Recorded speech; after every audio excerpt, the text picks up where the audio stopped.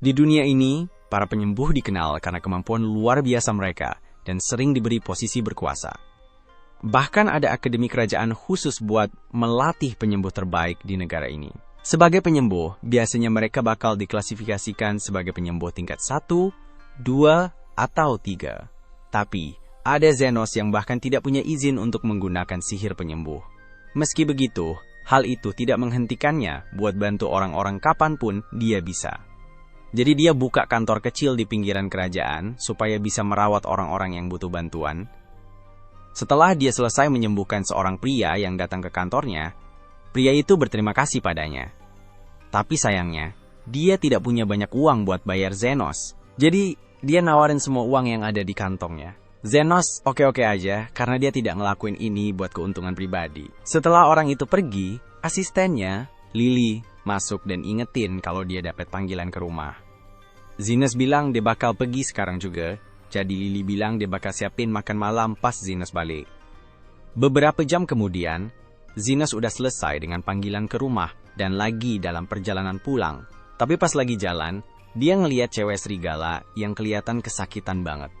Tiba-tiba, tuan bangsawan Nyusul cewek itu dan mulai teriak-teriak ke dia. Dia nanya kemana aja cewek itu, jadi cewek itu coba jelasin kalau perutnya sakit banget. Jadi, dia coba pergi ke rumah sakit, tapi mereka tidak mau nanganin dia karena dia tidak punya uang. Si bangsawan NG liatin dia kayak dia bodoh, dan sakit perut itu tidak cukup buat ke rumah sakit, apalagi buat seorang budak kayak dia yang tidak punya asuransi kesehatan. Terus, si bangsawan ngebawa dia pergi dan bilang dia harus balik kerja lagi. Si bangsawan bawa cewek itu ke kuburan dan lempar dia ke tanah, bikin kepalanya kejedot nisan. Kayaknya dia bener-bener tidak peduli sama kesehatan cewek itu, soalnya luka kayak gitu bisa aja bikin orang mati. Ditambah lagi, setelah cewek itu kesakitan di tanah, ada energi hitam yang seram masuk ke dalam dirinya. Tapi, si bangsawan ini tuh kayak tidak bisa melihat, jadi dia mikir cewek itu pura-pura aja, dan nyuruh dia cepet-cepet bangun. Padahal, dia tidak bisa bangun karena sakitnya parah banget. Si bangsawan jalan ke arah cewek itu, dan ngancem bakal ngubur dia di salah satu kuburan kalau dia tidak nurut. Tapi cewek itu hampir tidak bisa gerak, jadi si bangsawan malah nendang dia sampai terseret di tanah. Si bangsawan udah bosen nungguin dia, jadi dia bilang si cewek harus cepet-cepet nyari barang berharga di kuburan itu. Terus, dia mulai jalan pergi. Dan mungkin karena rasa sakit yang parah, atau malah mungkin karena dia kesurupan. Tapi cewek itu langsung marah, dan menebas perut bangsawan itu. Si bangsawan awalnya tidak percaya, karena dia belum pernah terluka parah kayak gitu sebelumnya. Dia coba ngomong baik-baik sama cewek binatang itu, tapi terus diingat gimana dia tadi baru aja nendang cewek itu, dan sekarang cewek itu kelihatannya benar-benar marah. Jadi, percuma aja buat coba negosiasi. Dia mulai lari secepat mungkin, ya kayak lari santai gitu, karena cuma itu kecepatannya.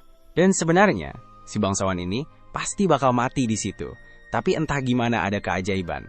Zenos kebetulan ada di sekitar situ, jadi dia lari ke Zenos buat minta tolong. Dia bilang ke Zenos kalau budaknya jadi gila dan mau bunuh dia. Tapi Zenos ingat banget gimana si bangsawan itu memperlakukan si cewek serigala di jalanan sebelumnya, jadi dia yakin banget kalau si bangsawan pantas dapat pelajaran. Nah, si cewek serigala itu akhirnya Nyusul si bangsawan, dan si bangsawan malah minta tolong ke Zenos biar diselamatin.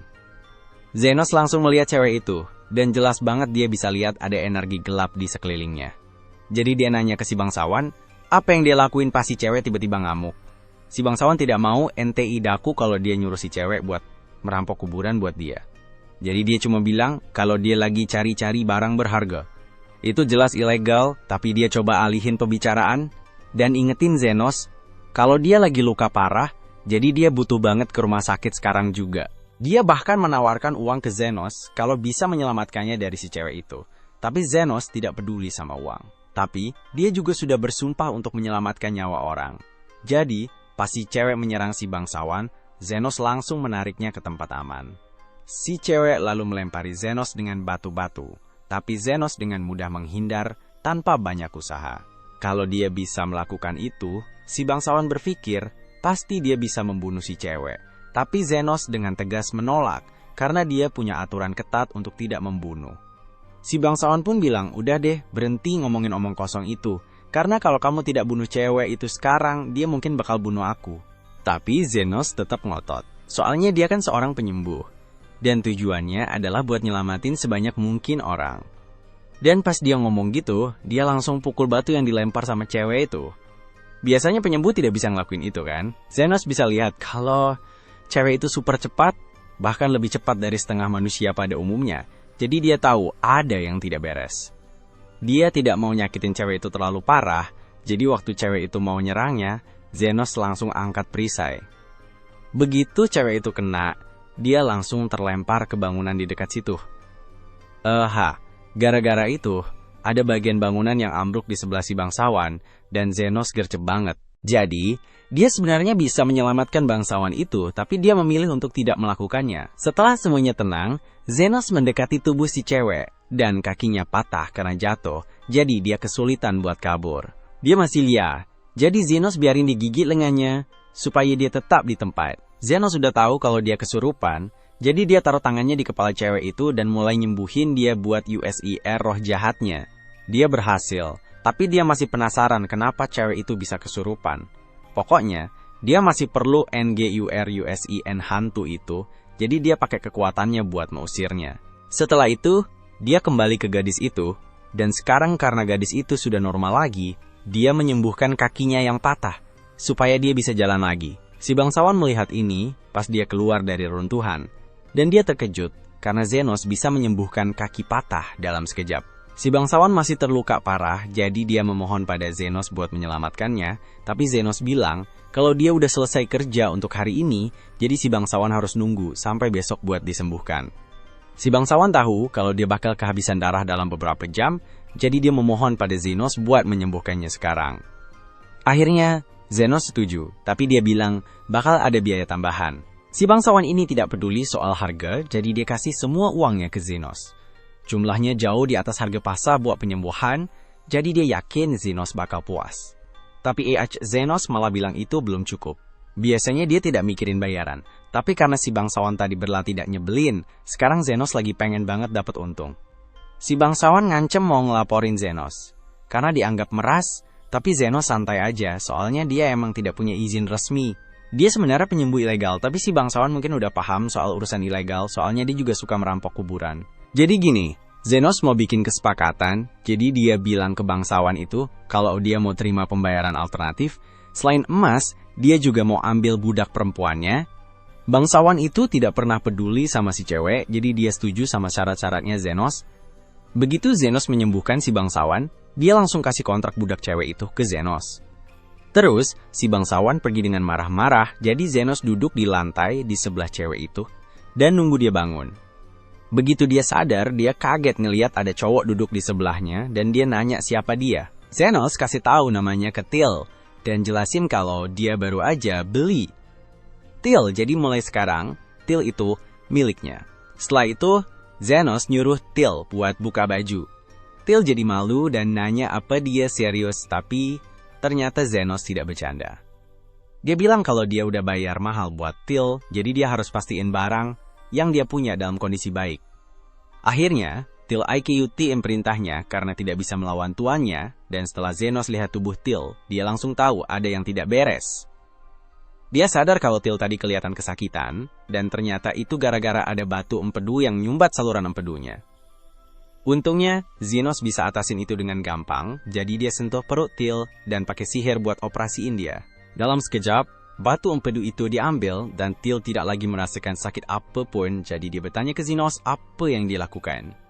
Zenos menjelaskan bahwa mereka cuma membuka perutnya, mengambil batu empedu itu, dan menutupnya kembali dalam hitungan detik. Prosedur yang benar-benar normal. Zenos tidak merasa ada yang istimewa dengan itu, tapi Til tahu kalau tidak ada penyembuh lain yang bisa melakukan hal itu. Dia berterima kasih ke Zenos karena sudah menyembuhkannya, tapi Zenos bilang kalau ucapan terima kasih aja tidak cukup. Dia udah menginvestasikan banyak hal untuk Til, jadi dia butuh Til untuk bekerja membayarnya kembali. Awalnya, Til pikir Zenos akan memintanya untuk melayaninya dengan tubuhnya. Jadi Zenos cuma mau minta Til buat kasih tahu dia di mana letak tanaman tertentu yang dia cari. Til merasa itu permintaan yang aneh, tapi dia tetap bantu Zenos nemuin semak dengan daun yang dia cari. Terus, Til nanya ke Zenos apa benar cuma itu aja yang dia mau dari Til, soalnya dia siap bantu lebih banyak lagi. Tapi Zenos bilang itu udah cukup. Dia selalu ngebayar dengan adil untuk kerja yang dia lakuin buat orang lain, dan Till bantuin dia nemuin daun-daun itu udah cukup buat dia, jadi semua hutang udah lunas. Setelah itu, Zenos merobek kontrak budak Till dan bilang kalau sekarang Till bisa ngelakuin apa aja yang dia mau. Till bingung harus apain sekarang karena dia bukan budak lagi, tapi dia bebas buat coba banyak hal baru, dan semua ini berkat Zenos. Dia bertanya apakah dia bisa datang lagi untuk menemui Zenos, dan Zenos bilang kalau dia terluka, dia akan senang hati menyembuhkan, tapi tentu saja tidak gratis. Sementara itu, di rumah saat Zenos sedang bekerja, Lily mulai menyiapkan makan malam. Masakannya wangi banget sampai hantu penghuni rumah, Carmilla, harus turun buat lihat apa yang dimasak. Lily menyadari kehadirannya, dan Carmilla bilang dia tidak sabar mau coba masakan Lily. Tapi makanannya belum siap, jadi dia harus nunggu di kamarnya dulu. Pas banget.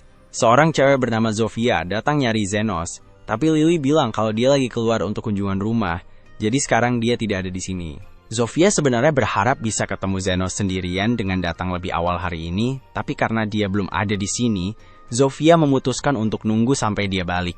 Tapi, ternyata Zofia bukan satu-satunya yang pengen ketemu Zenos hari ini, soalnya tidak lama kemudian, Linga juga datang cariin dia. Lily kasih tahu kalau Zenos lagi tidak ada, jadi Linga bilang dia bakal nunggu juga. Linga sempat kaget ngelihat Zofia udah di situ. Dia sebenarnya pengen banget deket-deket sama Zenos pas dia lagi Chishike kondisinya, tapi sekarang rencananya berantakan. Tidak lama setelah itu, ada cewek orc namanya Lue, yang tiba-tiba masuk lewat pintu. Jadi Lily NGAJAK, dia buat gabung sama mereka di dalam. Tapi cuma setelah dia benerin pintu depan yang dia rusakin. Lue juga suka sama Zenos, tapi sebenarnya dia datang karena bisa cium masakan Lily dari jauh, dan dia benar-benar pengen cobain. Sebelum Lily selesai memasak, jadi dia pergi kelarin beberapa kerjaan rumah dan ninggalin yang lain di dapur. Begitu Lily keluar dari dapur, gadis-gadis setengah manusia itu tidak bisa tahan lagi sama bau masakan Lily. Jadi mereka semua ikutan cobain, tapi mereka cukup pinter buat tidak habisin isi panci. Tunggu, kok pancinya kelihatan kosong sekarang? Ketiganya mulai sadar seberapa parah mereka bikin kekacauan, karena Lily pasti bakal marah pas dia balik nanti. Beberapa saat kemudian, Lily kembali, dan setelah melihat apa yang terjadi, dia tersenyum ke arah para gadis dan minta mereka menjelaskan semuanya. Malam itu, Zenos akhirnya pulang ke rumah dan Lily minta maaf karena makan malam belum siap seperti yang dia janjikan. Ada sedikit masalah dengan makanan, tapi dia sudah menemukan solusinya. Dia mengirim para gadis untuk mengumpulkan bahan-bahan buat dia bikin hidangan baru. Dan saat mereka kembali, mereka membawa jauh lebih banyak bahan dari yang Lily harapkan, jadi dia bisa bikin pesta makan malam-malam ini. Tapi sebelum itu, dia tahu Zenos pasti capek banget kerja seharian, jadi dia bilang bakal bikinnya secangkir teh, supaya Zenos dulunya adalah anggota dari sebuah kelompok petualang. Semuanya berjalan baik-baik saja sampai suatu hari pemimpin mereka, Aston, memutuskan untuk mengeluarkannya dari tim. Setelah menyelesaikan misi dari guild, Aston memanggil Zenos untuk bertemu dan melemparkan sekeping koin emas padanya dengan mengejek mengatakan bahwa orang miskin seperti Zenos mungkin belum pernah melihat yang seperti itu sepanjang kehidupannya. Zenos tidak ngerti kenapa tiba-tiba Aston jadi nyebelin tanpa alasan. Jadi Aston menjelaskan dengan jelas bahwa kontribusi Zenos ke tim belakangan ini tidak ada artinya. Dan itulah kenapa mereka semua setuju kalau mereka tidak butuh orang yang tidak berguna seperti dia lagi. Zenos tidak setuju, dia bilang kalau dia udah melakukan yang terbaik. Zenos bahkan Angie ingetin Aston tentang waktu dia direkrut dari daerah kumuh pas dia masih kecil. Waktu itu, Aston cuma pengen jadi temennya, jadi kenapa sekarang berubah? Setelah beberapa tahun ini dimanfaatin, apa sekarang dia mau dibuang gitu aja? Apa itu berarti Aston udah tidak anggap dia teman lagi? Aston tidak percaya, Zenos masih gampang dibohongi. Aston bilang dengan tegas, mereka tidak butuh anak dari daerah kumuh lagi. Tim mereka sekarang udah jadi salah satu yang terbaik di negara ini. Dan punya orang seperti Zenos dengan mereka hanya akan merusak citra mereka. Tapi Zenos berusaha memperjuangkan posisinya, mengatakan kalau mereka bisa sejauh ini karena dia selalu ada, sebagai penyembuh terpercaya mereka. Tapi Aston sama sekali tidak mengakui jasanya, bilang kalau Zenos cuma pakai sihir penyembuhan yang mencurigakan dan dipelajari sendiri. Kalau seseorang dari kalangan bawah seperti dia muncul di depan bangsawan atau kerajaan, reputasi mereka pasti hancur. Saat itu, Zenos tidak punya kata-kata lagi. Jadi Aston mengakhiri pembicaraan, menyuruhnya menganggap koin emas itu sebagai uang pesangon, dan tertawa terbahak-bahak saat Zenos pergi dengan diam. Sementara itu, sesuatu yang jahat sedang terjadi di jalanan gelap. Seorang wanita mencurigakan dan rekannya, seorang pemanah, mencoba menculik seorang gadis elf. Yang aku pikir itu adalah Lily, yang sekarang jadi adik angkat Zenos. Lily nyaris berhasil kabur dengan nendang pemanah tepat di sasarannya. Tapi kalau dipikir-pikir, dia tidak punya kesempatan lawan pemanah jarak jauh. Seperti yang diduga, pemanah itu langsung nembak Lily dengan anak panah pas di kakinya. Tapi Lily tidak menyerah. Dia berjuang sekuat tenaga, sampai akhirnya pemanah itu nyerang dia di perut untuk membungkamnya. Zenos, yang lagi jalan dekat situ sambil mikir, karena sekarang dia resmi tidak punya kerjaan. Zenos dengar suara berisik dan penasaran mau lihat ada apa. Pas dia sampai di tempat kejadian, dia lihat ada seorang wanita dan pemanah berdiri di atas Lily. Dan, ya, dia bisa lihat banget kalau mereka kelihatan bersalah banget. Tapi wanita itu malah angkat bahu aja, bilang kalau ini bukan urusan Zenos dan Lily itu budak mereka. Zenos main pinter. Dia nawarin buat beli Lily, ngasih koin emas yang sama yang sebelumnya dilempar Aston ke dia. Karena Lily juga udah sekarat, wanita itu dengan senang hati terima tawaran dan pergi sambil senyum penuh kemenangan. Yang mereka tidak tahu, Zenos itu seorang penyembuh. Begitu mereka tidak terlihat lagi, dia langsung berlutut di samping Lily dan menyembuhkannya di tempat. Luka-lukanya hilang dalam sekejap, dan Lily menatapnya dengan sangat terkejut karena lukanya tiba-tiba lenyap. Dia berterima kasih karena telah menyelamatkan nyawanya dan terlihat sedih karena tidak bisa memberikan apapun sebagai balasan, tapi Zenos bilang tidak usah khawatir soal itu. Lily bertanya apakah dia semacam penyembuh kelas dunia, dan lebih terkejut lagi saat tahu bahwa dia hanya orang yang belajar sendiri tanpa lisensi penyembuhan. Zenos kemudian bertanya di mana rumah Lily, ingin mengantarkannya ke tempat yang aman. Tapi Lily akhirnya ngaku kalau dia tidak punya siapa-siapa, tidak ada keluarga, tidak punya baju yang layak, dan kelihatan kelaparan. Jadi Zenos ajak dia ke restoran dekat situ dan pesan makanan, tapi cuma buat Lily, karena dia sendiri tidak punya cukup uang buat beli makanan buat dirinya sendiri. Ada hal lain yang harus dia pikirkan. Sekarang, Lily jadi tanggung jawabnya. Memang, dia bisa aja ninggalin Lily di panti asuhan, tapi dia tahu banget gimana tempat-tempat kayak gitu memperlakukan anak-anak seperti Lily. Sementara itu, Lily penasaran banget sama pekerjaan Zenos. Dia belum pernah lihat orang melempar koin emas kayak tidak ada artinya. Dan mengira dia adalah seorang bangsawan kaya, tapi harapannya hancur ketika Zenos mengungkapkan bahwa dia baru saja diusir dari kelompok petualangnya, dan sekarang tidak punya tempat tujuan. Situasinya mirip dengan Lily, tapi bedanya, dia setidaknya punya kesempatan untuk mencari pekerjaan yang layak. Ngomong-ngomong, saat itulah seorang pria kadal dengan luka parah merangkak masuk ke restoran, memohon air. Dari luka bakar dan jenis lukanya, Zenos memperkirakan pria itu terkena tembakan senjata sihir. Pria kadal itu jelas kesakitan, jadi Zenos langsung turun tangan dan menyembuhkannya di tempat. Biasanya, penyembuh dengan keterampilan setingkat itu terkenal, jadi fakta bahwa pria itu belum pernah mendengar tentang Zenos membuatnya penasaran. Tapi meskipun begitu, Lizardman tetap berterima kasih dan memberikan 4 koin emas sebagai imbalan, karena telah menyelamatkan nyawanya. Itu pertama kalinya Zenos dibayar untuk menyembuhkan seseorang, dan itu memunculkan ide bisnis, membuka klinik penyembuhan. Bukan cuma buat cari uang, tapi juga buat mengembalikan senyum orang-orang tak berdaya seperti Lily dan Lizardman itu. Tapi ada masalah, karena dia berasal dari daerah kumuh, mendapatkan lisensi penyembuh yang resmi itu mustahil, yang berarti menjalankan klinik penyembuhan akan sepenuhnya ilegal. Dia harus jadi penyembuh bawah tanah yang bekerja diam-diam, tidak terlihat oleh hukum. Lily setuju dengan ide itu, dan karena Zenos secara teknis telah membelinya dari para pemburu liar, dia sekarang melihat Zenos sebagai tuannya yang resmi. Lily menegaskan dia akan mengikuti kemanapun Zenos pergi. Zenos tahu bahwa dia tidak bisa mengubah pikiran Lily, jadi dia setuju untuk membiarkannya ikut, setidaknya sampai dia bisa menemukan tempat yang aman untuk Lily. Malam itu, mereka pergi ke pinggiran kota dan berakhir di daerah terbengkalai yang penuh dengan rumah-rumah yang sudah rusak dan tidak ada tanda-tanda kehidupan sejauh mata memandang. Zenos memilih salah satu bangunan yang sudah rusak sebagai tempat yang pas buat memulai klinik bawah tanahnya. Tempatnya kelihatan angker. Lily, yang sedikit percaya tahayul, memperingatkan Zenos kalau makhluk-makhluk menyeramkan sering muncul di tempat kayak gini. Tapi Zenos tidak peduli. Dia tetap masuk ke dalam rumah itu. Di dalamnya gelap gulita, dingin, dan sunyi. Jadi Lily mengeluarkan mantra cahaya, membuktikan kalau dia memang tahu sedikit tentang sihir.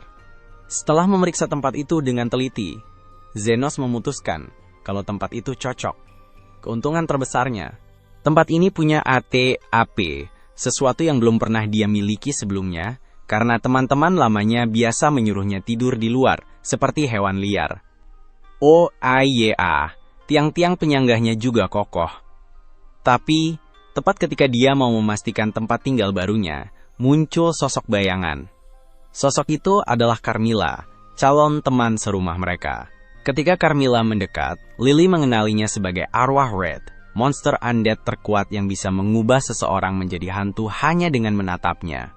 Lily jadi semakin ketakutan, tapi Zenos, di sisi lain, tetap tenang. Dia sedikit terkejut bahwa mereka sekarang bertemu dengan hantu di saat dia pikir mereka sudah mendapatkan tempat yang bagus. Melihat dia seperti ini, Lily bertanya-tanya, kenapa kepala besar ini bisa setenang itu? Saat itu juga, Carmilla menyerang mereka, tapi Zenos langsung melindungi mereka dari serangan itu dengan menggunakan mantra penyembuhan. Baru setelah merasakan kekuatannya, dia benar-benar menyadari apa itu hantu. Ternyata dia pernah bertemu mereka sebelumnya, ketika temannya mengirimnya ke labirin bawah tanah untuk bersenang-senang. Dia telah bertemu dengan ratusan dari mereka di sana, dan ini membuatnya menyadari bahwa Wraith lemah terhadap sihir penyembuhan. Zenos dengan sopan bertanya pada Wraith apakah mereka bisa tinggal di sini. Dia berjanji bahwa mereka tidak akan mengganggu, tapi Wraith merasa tersinggung. Sebaliknya, Wraith itu meminta mereka menyerah dan mencoba menyerang lagi. Namun, seperti sebelumnya, usahanya sia-sia. Si bodoh itu bahkan minta maaf setelah mengalahkannya. Dan Wraith tersebut sangat marah saat menyadari bahwa dia akhirnya menemukan lawan yang seimbang. Sebagai upaya terakhir, dia memanggil semua hantu pelayannya dan memerintahkan mereka untuk membekukan Zenos dan Lily. Namun, dengan mengejutkan, Zenos berhasil menghempaskan mereka semua sekaligus.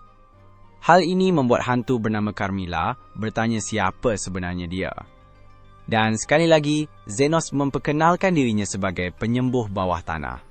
Dia meminta Carmilla untuk meminjamkan satu kamar tidur dan satu ruangan untuk melakukan aktivitas penyembuhan mereka. Dan akhirnya, Carmilla terpaksa membiarkan mereka menggunakan lantai pertama. Namun, dengan enggan, dia meminta mereka untuk tidak mendekati lantai kedua. Melihat semua ini, Lily jadi bingung bagaimana seharusnya dia bereaksi terhadap kejadian itu. Besok paginya, mereka menyiapkan lantai pertama agar terlihat seperti klinik, dan Lily bahkan memakai baju suster. Tapi, karena tidak ada yang datang minta layanan mereka, dia jadi bosen banget. Dia sampai nawarin buat keluar dan iklanin sedikit. Tapi, dia takut kalau rumah sakit kerajaan bakal tahu tentang mereka, dan minta supaya dia tetap tenang karena pasien pasti segera datang.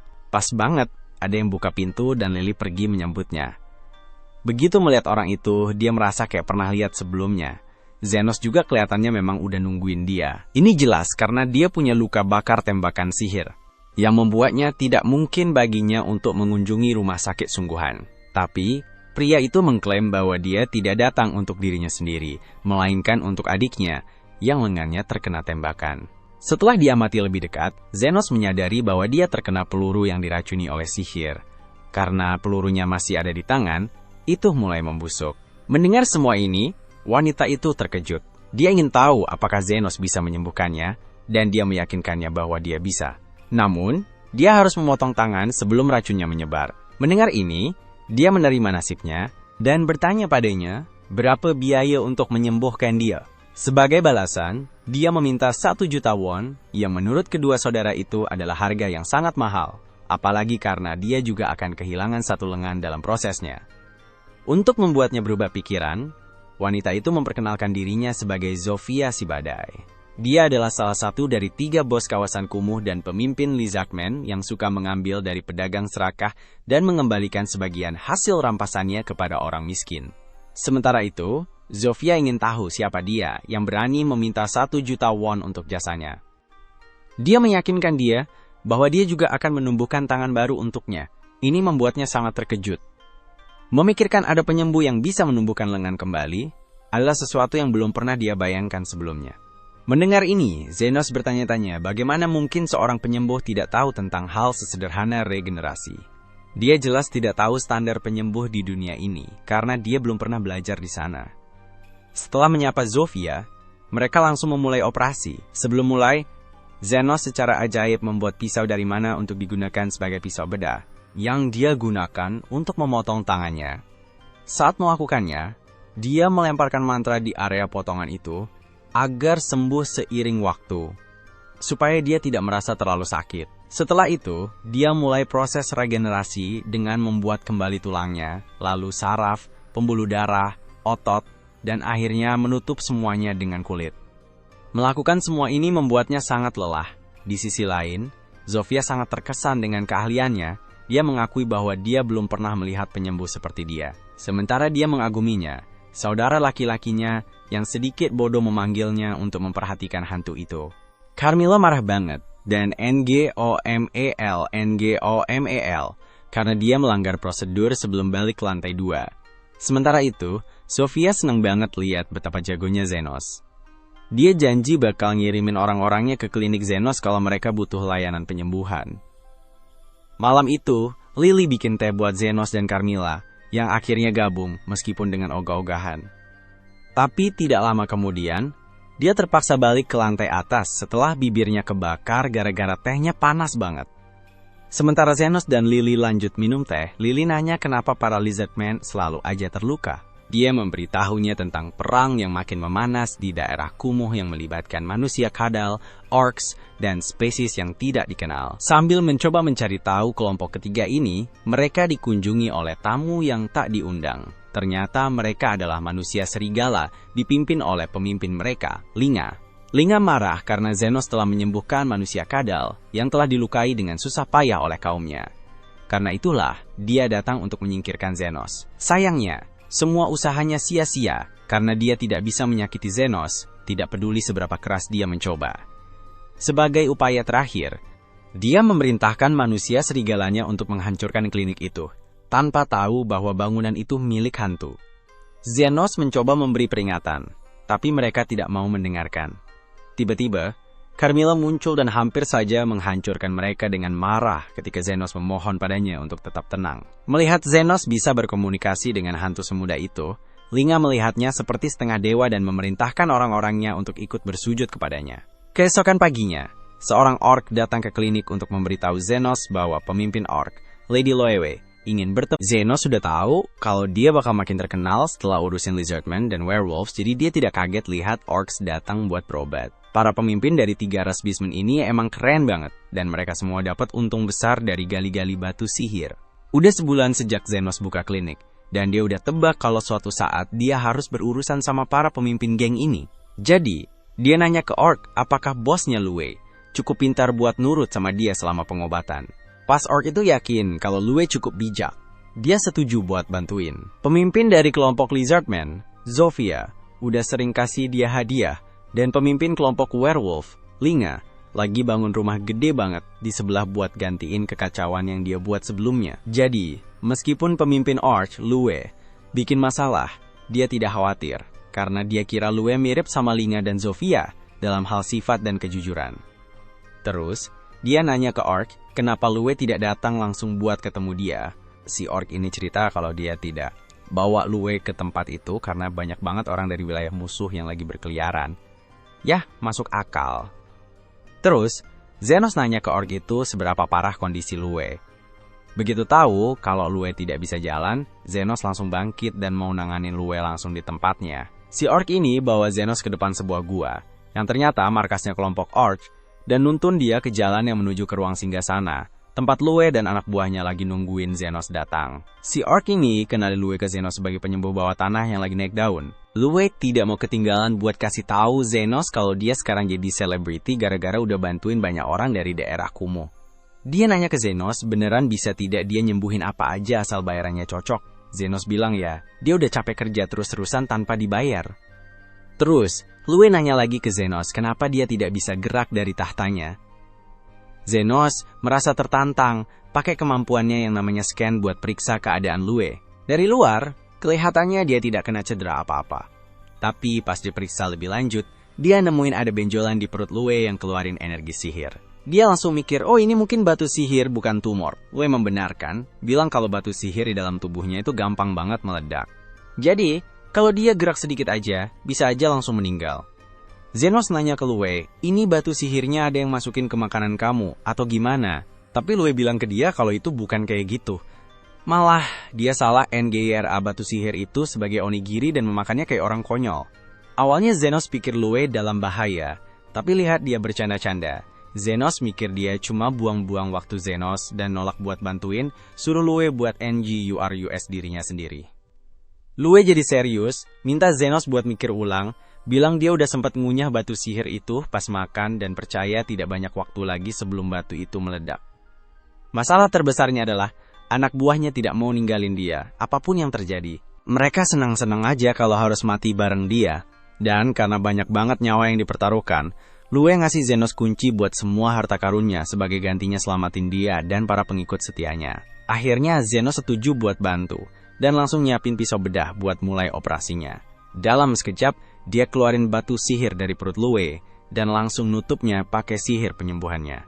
Lue benar-benar terpesona, tapi dia tidak sempat buat ngerayain, soalnya batu sihir itu masih bisa meledak. Tapi bukannya dilempar jauh-jauh, Zenos malah nangkep batu itu pakai tangannya. Pas batunya meledak, tidak ada goresan sedikit pun, soalnya dia lindungin diri pakai sihir pertahanan spesial, kayak karakter utama gitu. Setelah selesai, dia balikin kunci Lue, tidak mau nerima keberuntungannya, dan jelasin kalau dia cuma minta bayaran sesuai dengan kerjaan yang dia lakuin. Lue kagum lagi sama etika Zenos, dan bilang kalau dia bisa manggil Lue kapanpun dia butuh bantuan. Dia dengan sukarela nawarin diri buat bantu, seperti keamanan buat kliniknya. Pas nafsu makannya balik lagi, dia ajak Zenos buat makan onigiri bareng. Tapi Zenos mikir itu bukan ide bagus, soalnya ingat kejadian terakhir kali dia makan onigiri. Malamnya, pas Zenos pulang, dia ketemu Lily yang cemburu banget. Lily bilang dia terganggu sama seringnya Zofia, Linga, dan sekarang Lue mampir ke rumah. Pas dibilang gitu, Zenos baru sadar kalau 3 cewek bis itu sering nongkrong di rumahnya, padahal mereka tidak lagi cedera atau apa. Dia kira mereka cuma iseng aja, karena bosen. Tapi Carmilla yakin mereka beneran naksir dia. Zenos pikir itu konyol banget, dan bodoh suka sama cowok yang bahkan tidak punya lisensi penyembuh. Tapi Carmilla yakin banget, ngomong berdasarkan pengalamannya hidup selama 300 tahun. Di sisi lain, Lily khawatir 3 cewek bis itu bakal curi cowoknya. Padahal, dia tidak pernah punya cowok itu dari awal.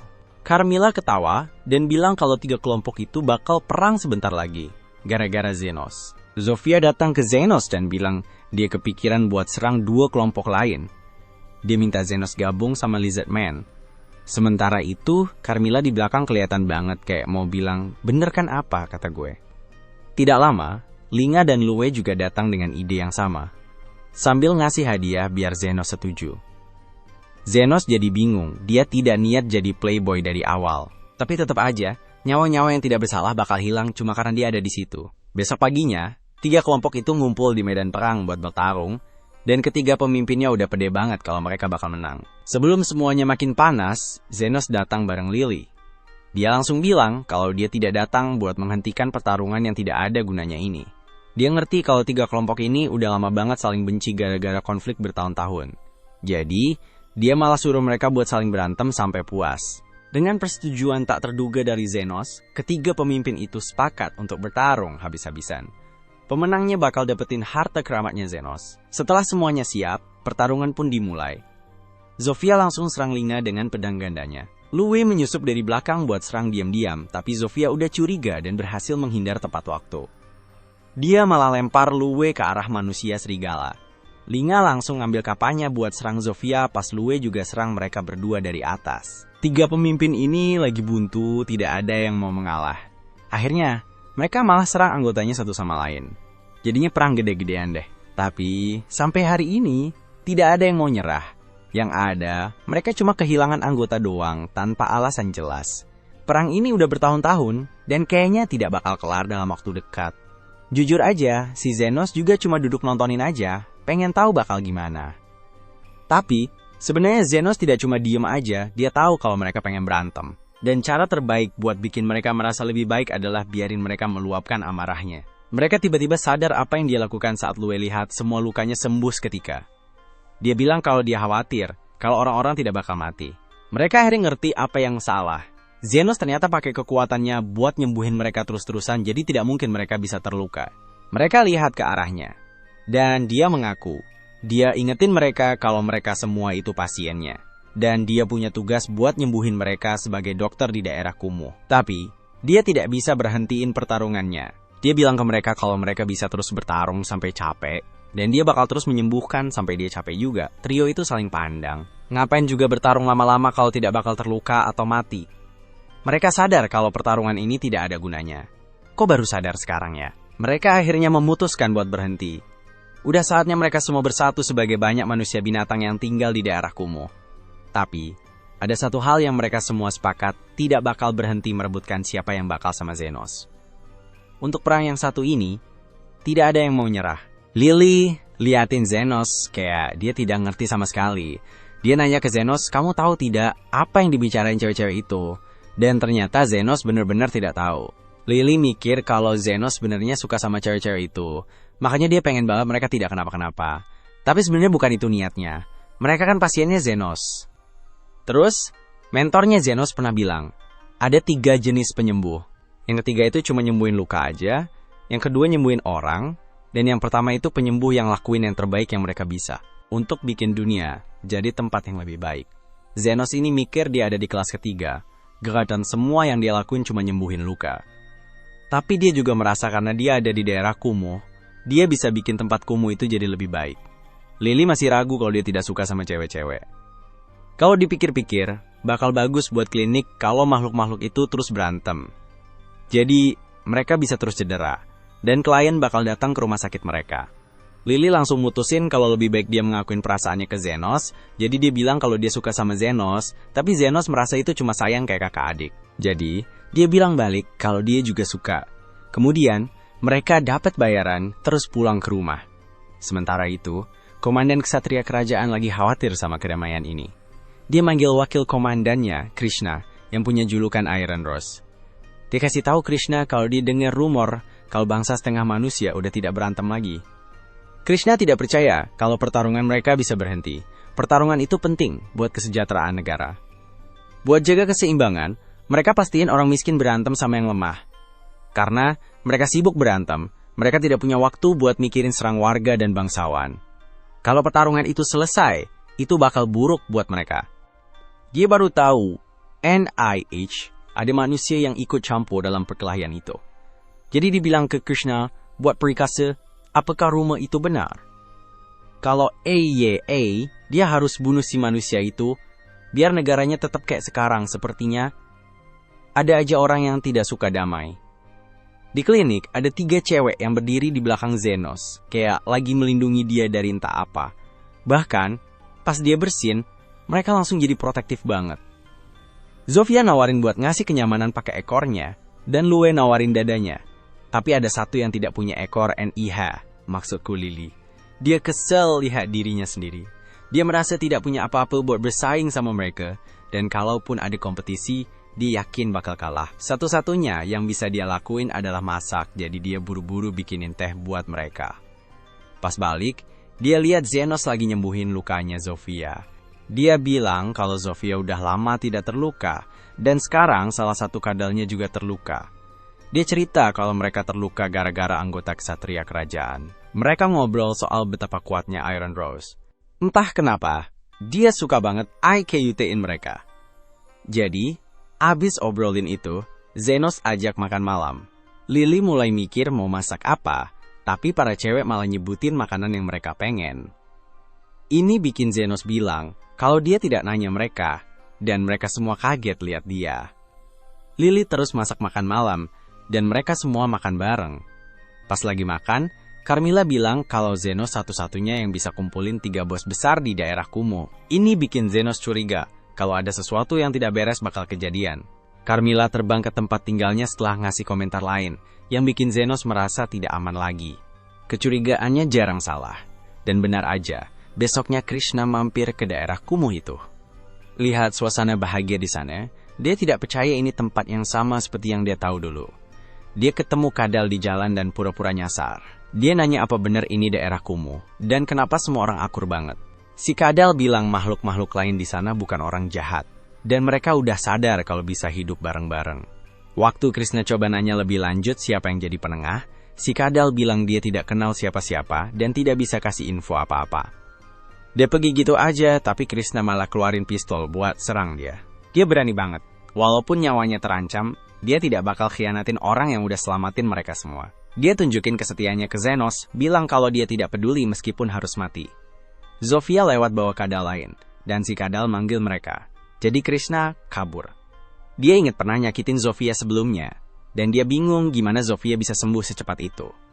Ini berarti si mediator ini kuat banget, dan kalau mereka tidak hati-hati, kerajaan mereka bisa dalam bahaya besar. Dia berhenti berlari dan sadar kalau dia udah keluar dari daerah kumuh, tapi malah ada di tengah-tengah entah di mana. Dia bingung banget soal tempatnya, tapi dia lihat rumah Zenos di sekitar situ dan masuk buat tanya arah. Pas Zenos mau kasih petunjuk, Lily keluar bawa teh dan lihat dia. Lily kira Krishna itu klien dan nanya apa dia butuh penyembuhan. Krishna langsung nyambung.